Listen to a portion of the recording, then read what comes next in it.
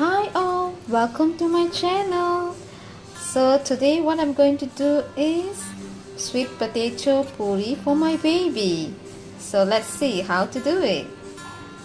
I've actually cut the sweet potato into 4 pieces, a small one like this. Added water.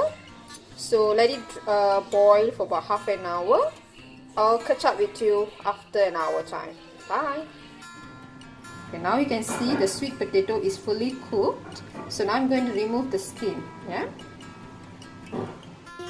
Once the sweet potato skin has been peeled off, this is how it looks like.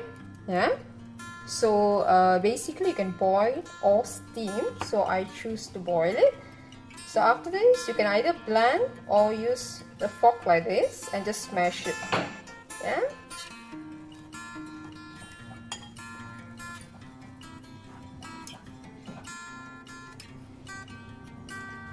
You can add some water, hot water, boiling hot water to make the puree smooth. Ta-da! The sweet potato is ready to be served. Now you see. Now you don't. She just love it. Till I see you in my next video. Bye-bye.